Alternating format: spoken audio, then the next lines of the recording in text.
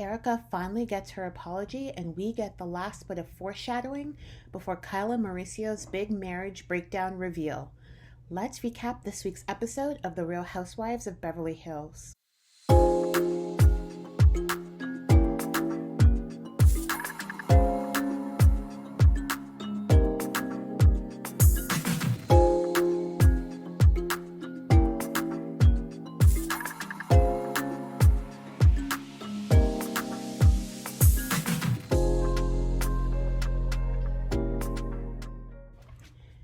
The episode starts off with Erika having her therapy session with her therapist, Dr. Jen. She explains that she's having some nervous feelings because she no longer has Tom as a safety net anymore. Erika was able to rely on him for financial support, emotional support. She could do whatever she wanted and knew that Tom would be there to pick up the pieces if things didn't work out.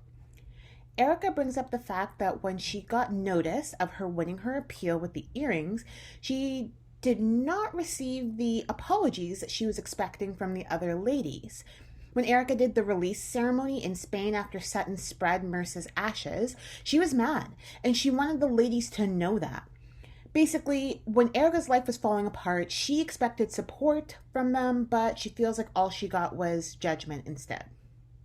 Sutton goes to ride her horse, Santos, for the first time. Kyle meets her there and they start chatting. Sutton says that Christian, her ex-husband, is finally moving to London for work because he's gotten a big promotion. But what we didn't know is that Christian lives down the street from Sutton. So even though they've been divorced for 6 or 7 years, she still had him as a bit of a safety net. Even though we aren't married, he lives down the street. If I fell, I knew he would always be there for me. If I fall now, I'm falling by myself. It was as if she was still in her marriage because she was using Christian as a bit of a crutch. I think that's why she wasn't able to fully move on. That could also be why she never made it to a second date, because she still had her little pinky toe dipped into her marriage. Now that Sutton's had the release ceremony and she has wrapped her brain around letting go of her marriage, she texted Christian to wish him luck and to say goodbye. Kyle asks Sutton if she and Christian had gone to therapy, and Sutton said no. Once they were separated, she thought they would, but it was really the end of her marriage. Obviously, this was just a segue for Kyle to use to talk about how she and Mauricio are now going to therapy together because Mauricio has grown so much in his career and has different priorities. Kyle is also picking up more in her career, but more behind the scenes of producing TV and movies and things like that. The difference is that she's willing to turn down work to prioritize the family. Mauricio is not. Next, we get a scene with Garcelle and her sons. They have partnered with an agency called Cyber Smiles that brings awareness to and helps to support people who have been victims of cyberbullying. They decided to partner with them and shoot an ad after the experience Jax had with being cyberbullied himself last season. Those horrific messages from bots or whomever. It's interesting that Garcelle says Jax was cyberbullied by the bots or whomever. You know, the whomever she's talking about is Diana Jenkins.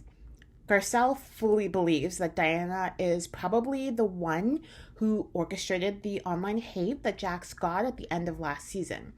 It's interesting that Jax had a very concentrated time of online hate sent his way after the issues surrounding Garcelle played out on the show. Now that Diana is not on the show, we haven't heard anything more about Jax being cyberbullied. We get to see Sutton go on a second date with the very handsome Steve. They go to a bar where they chat and play darts. Sutton brings her own mix for her drinks, which is very Sutton. It seems like they have a bit of good banter. Steve's trying to joke with her. She's kind of joking back. I don't know how much their humor matches up, but Sutton says that the second date is symbolic of her kind of just moving on in her life. In this new stage in her life, Sutton's having to start over again in her 50s, and so she's very optimistic. Now we move on to Kyle and Mauricio, who have a bit of a chat about their therapy sessions. Kyle says that it's been harder to communicate with Mauricio the more difficult things have gotten for them in their relationship.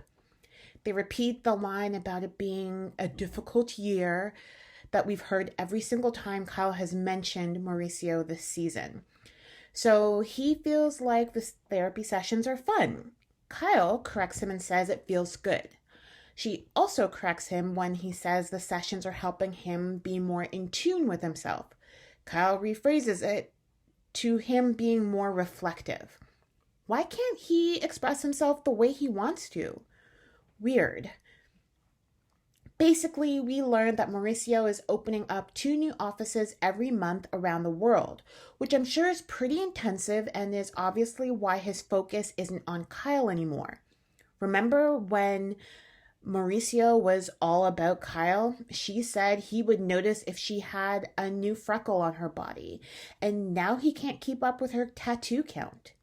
Kyle is now looking at their relationship and is focusing on how she feels things are terrible between them, and it seems like Mauricio is saying that he's working hard now to set them up for when they become empty nesters. Portia, their youngest daughter, is 15, so she will probably move away for school in a few years. But yeah, they definitely seem like they're focused on different things now that Kyle isn't fully embracing the role of stay-at-home mom and wife anymore. You definitely could feel their disconnect in this scene. In the last part of the episode, Annemarie throws a Mother's Day champagne and diamonds brunch. Although in Spain it seems as though Crystal and Annemarie had a bit of a moment after Crystal got sick and Annemarie was able to offer her a bit of support, they actually haven't talked about any type of resolution since the trip. So Annemarie invited Crystal along with the group, and Crystal thinks that it was a nice gesture and a bit of an olive branch. As soon as Crystal enters the house, Annemarie corners her and says that she wants to have a chat with her. They sit down and Annemarie says she wants them to talk through their differences. Crystal starts by giving Annemarie an update about her blood pressure, which was still quite elevated, but her doctor wants her to work out more. I almost thought Crystal was going to bring up maybe they could work out together since Annemarie is a fitness buff. Anyway, they kind of apologize to each other, agree to disagree, and squash their beef. Sutton shows up last to the party, and everyone can tell she's already a little tipsy. She's on fire. I'm gonna go get her glass because she had a roadie. She had a walker. Maybe she had a glass of water. Oh, maybe coffee. She brought herself a roadie in a little tumbler. You know, she's really not beating the rumors the ladies talk about where she puts alcohol in her coffee and has a drink first thing in the morning. In our last scene, Erika finally brings it to the group that she felt that she needed an apology for the way she was treated as she was in the thick of going through all the issues with Tom's case. Dorit appears to be really offended by that.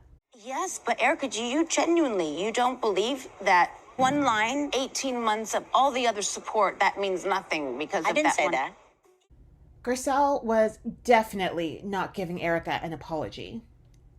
Kyle, for some reason, decides to pit members of the group against each other. She says that she and Dorit supported Erika and had one way of looking at things, while Sutton and Garcelle had a different way of looking at things.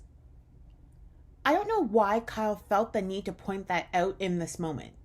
It was like she wanted to ensure that she and Dorit were safe and that any potential anger Erika was going to throw out there would be directed towards Sutton and Garcelle.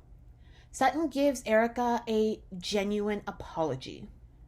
She acknowledges that she was probably the hardest on Erika, and she realizes that she caused her a lot of pain, and she was really sorry about that. That is when Erika started to cry.